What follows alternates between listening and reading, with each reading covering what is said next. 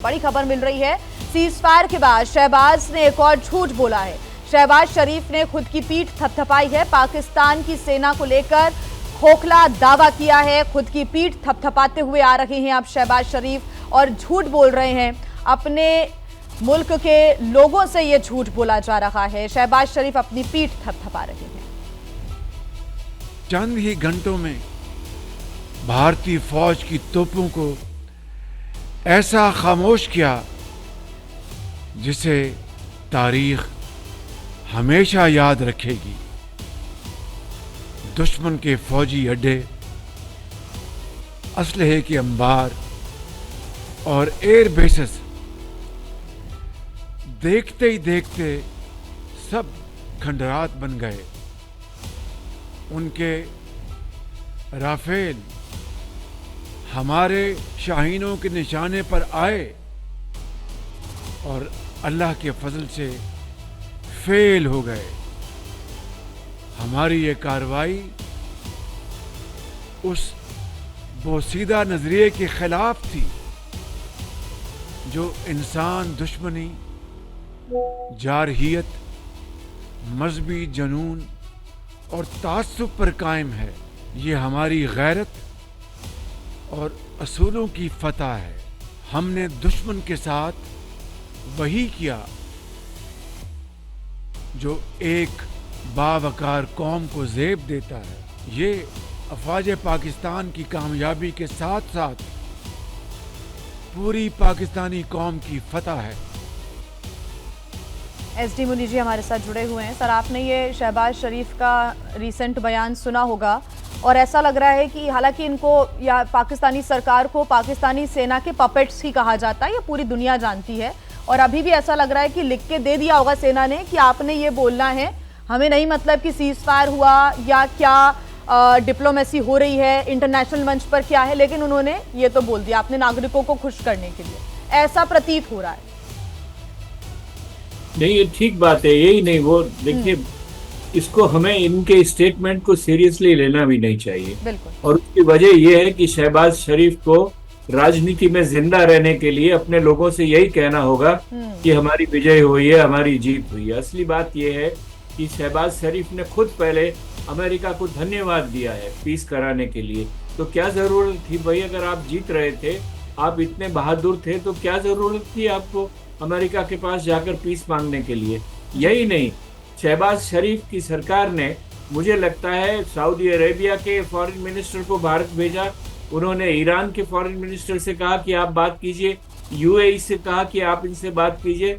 इस तरह से इन सब लोगों को ये कहने पे मजबूर किया, ये पुश किया कि आप भारत को जाके बात करें कि किसी तरह से लड़ाई बंद हो।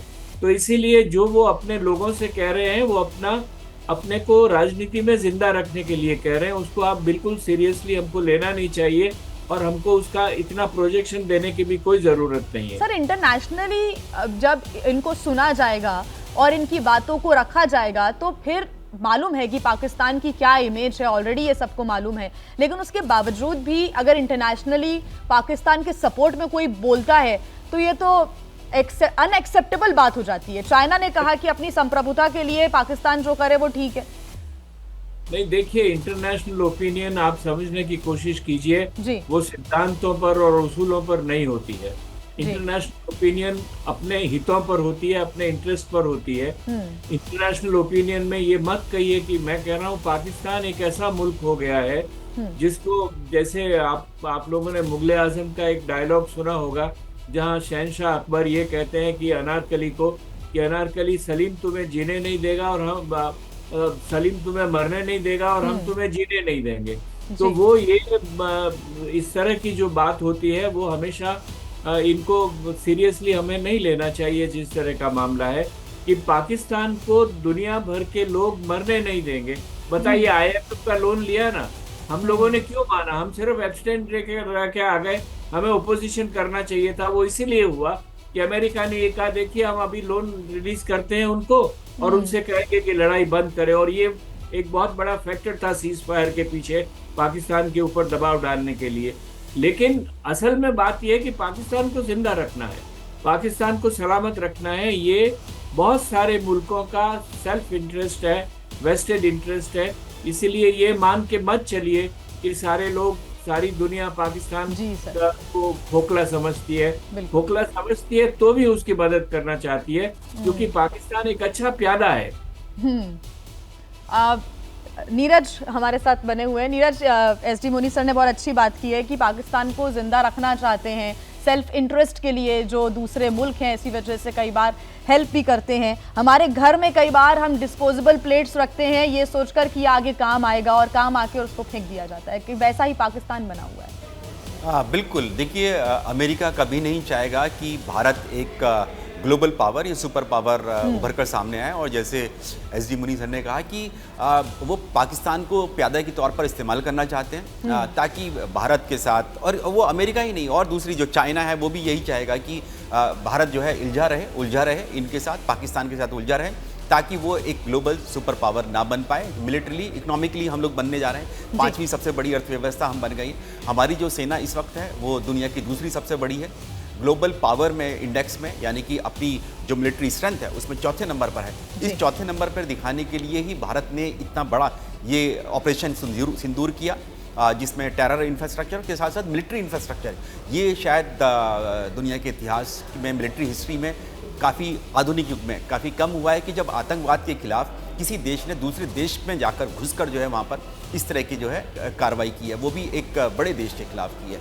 तो ऐसे में कहीं भी कोई भी सुपर पावर, चाहे चाइना हो, अमेरिका हो, वो नहीं चाहेंगे कि ग्लोबल स्टेज पर अपना सेल्फ इंटरेस्ट देख रहे हैं, क्योंकि जब इस पूरे ऑपरेशन सिंदूर को लेकर प्रेस वार्ता में पूछा गया था सवाल जब डोनाल्ड ट्रंप से, तो उन्होंने कहा था कि yes it's a shame and we heard about it. उसके बाद उन्होंने कुछ बहुत अच्छा बयान नहीं दिया था, कुछ बोला नहीं था स्पष्ट रूप से। उसके बाद वो आते हैं कि वो ये कोशिश करेंगे कि हाँ सीज फायर हो या फिर शांति बनाए रखें, यही वो अपील करते नजर आए।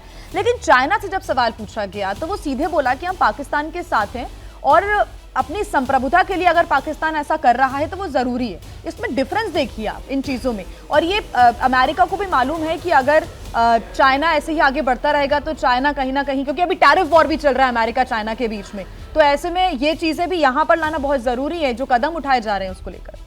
बिल्कुल। देखिए, ये जियोपॉलिटिक्स है। इस जियोपॉलिटिक्स, क्योंकि जो भी भारत और पाकिस्तान के बीच में हो रहा है उसमें चाहे चाइना हो, रशिया हो, अमेरिका हो, ये सब ग्लोबल पावर्स जो हैं, चाहे गल्फ कंट्रीज़ हों, वो भी, उनकी भी बहुत उत्सुकता है इस सब के बीच में कि किस तरह से ये डेवलपमेंट जो इवॉल्व हो रहा है।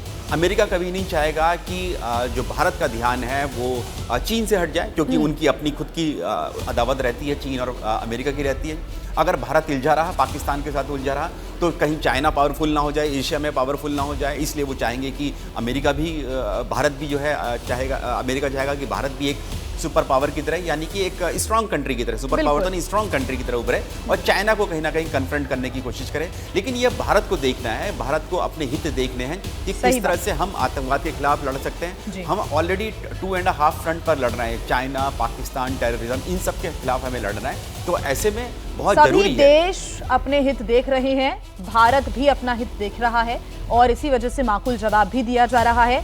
आतंकवाद के खिलाफ ये लड़ाई आगे भी रहेगी जारी। भारत सरकार ये साफ कर चुकी है, और आतंकवाद का सफाया भारत सरकार की तरफ से किया भी जा रहा है। बहुत शुक्रिया नीरज राजपूत हमारे साथ जुड़ने के लिए। एसडी मुनी सर, आप हमारे साथ जुड़े, बहुत शुक्रिया आपका भी।